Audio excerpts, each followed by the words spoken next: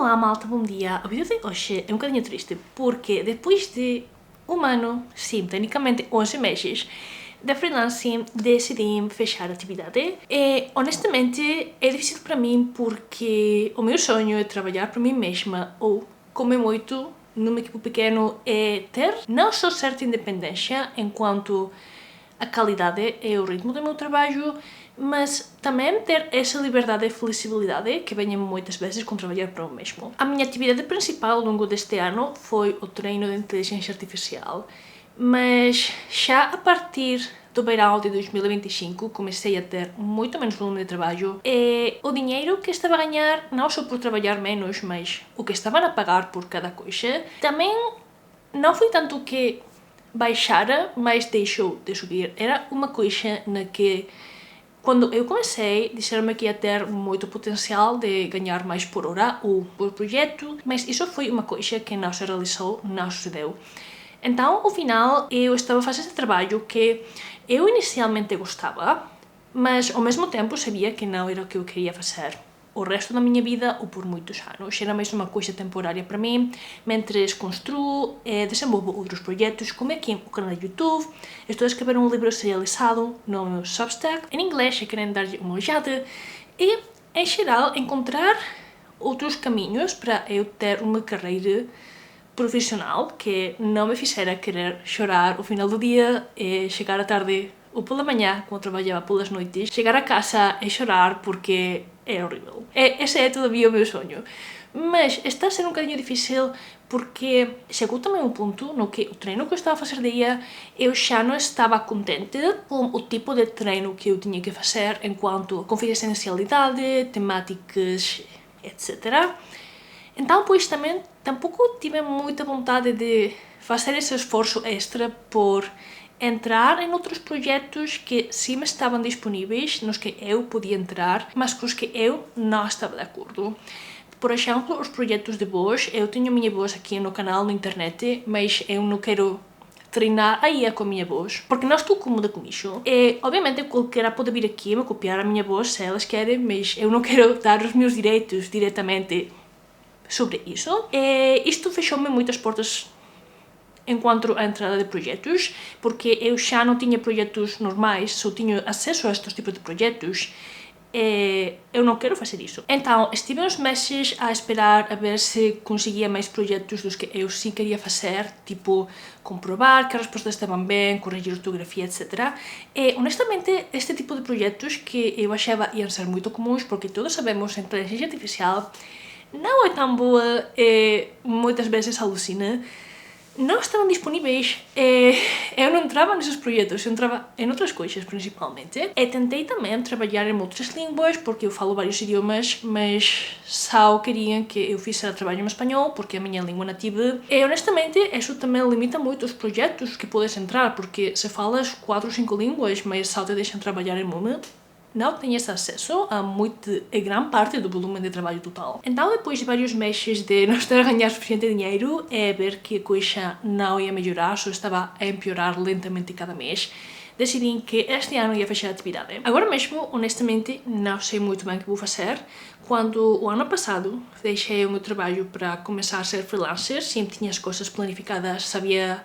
Já tinha enviado os meus dados às plataformas para conseguir trabalhos disto e ter tudo preparado para eu começar a trabalhar quase imediatamente. E só me levou tipo 3 semanas conseguir começar a ganhar dinheiro quando deixei o meu trabalho, porque já tinha tudo preparado. Desta vez é distinto. Estive a ver já ofertas de trabalho, mas malta, honestamente, eu não entendo que trabalho só, porque eu vejo estes nomes de postos de emprego corporativos e nem a gente que escreveu isso sabe o que quer dizer. O que sim fiz foi começar a colecionar uma lista de ofertas de trabalho recentes para enviar o meu currículo, mas agora vou ir 3 semanas de viagem. Tenho sempre o medo de que a gente me vá chamar, mas estou de viagem para fazer entrevistas, que muitas vezes leva várias semanas, mas nunca se sabe quando vais ter sorte. Assim que decidi que vou fazer a viagem, quando voltei da viagem vou começar a enviar currículos, assim que de momento só vou acumular opções de ofertas de trabalho. Mas esse é o plano inicial, vou continuar a trabalhar aqui no canal. Estou todavia a 1/3 da monetização, assim que tenho esperança de que esse trabalho muito duro no canal em 2026 vou conseguir monetizá-lo. E depois tenho o meu Substack, que é gratuito, mas se calhar no futuro posso fazer conteúdo extra, meta, ou gostaria de fazer ilustrações, alguma coisa dessas, que seja extra, e que se alguém gosta muito da história, pois pode deixar pagar no Substack, aceder a esse conteúdo. E seria mais para ajudar o meu trabalho criativo em geral, que para aceder a conteúdos. Além do Substack também, pois, a verdade é muito fácil de utilizar. Tem uma newsletter que acho também é muito útil, porque como tem uma newsletter, se os inscreveres aí gratuitamente, recebedes um e-mail quando eu publico um post novo, uma parte nova da história. Isso quer dizer que não tedes que estar no aplicativo a ver se estou a atualizar ou não, recebedes um e-mail e podedes entrar diretamente o post que queredes ler e não tedes que estar ali fazendo scrolling, que acho é maravilhoso. Mas agora mesmo esse é o meu plano e, honestamente, chegados a este ponto, não sei tampouco a que tipo de empregos vou enviar o currículo. A minha ideia é tipo Burger King, Telepizza e lugares assim. Provavelmente, sempre me sucede o mesmo, vou começar sendo seletiva e depois de um par de horas vou desesperar-me e vou enviar a tudo que esteja aberto, que eu sei não é o melhor, mas eu me conheço já, sei que vou fazer isso. É difícil para mim aceitar que não consegui continuar a vida de freelancer mais de um ano. Ou seja, não sei, por um lado acho que se calhar tinha que ter me esforçado mais em encontrar mais clientes, mas por outro sou muito consciente de que estas plataformas que utilizo do treino da IA para conseguir o trabalho estão a explotar a gente igualmente.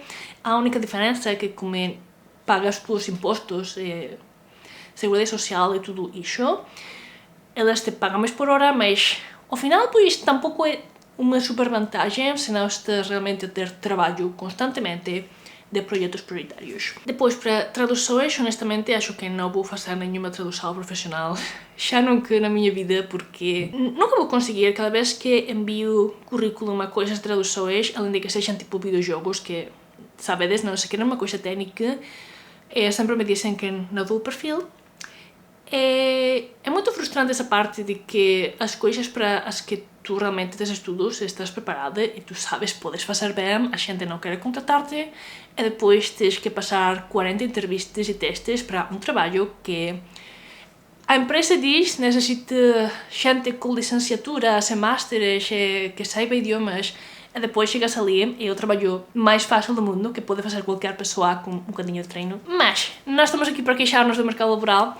Isto tudo era só mais bem fazer um update, porque a partir de agora, mas a partir de hoje, estou desempregada. Essencialmente, vou começar a buscar um novo emprego, vou começar a buscar novas opções. Também pensei fazer um destes cursos profissionais, mas eu entendo que Portugal é um país mais pequeno, mas realmente tem pouca oferta, somente em Galiza, porque eu sou de Galicia, tenho tipo joiaria, banisteria e coisas muito específicas que são tipo craft, que são artesania.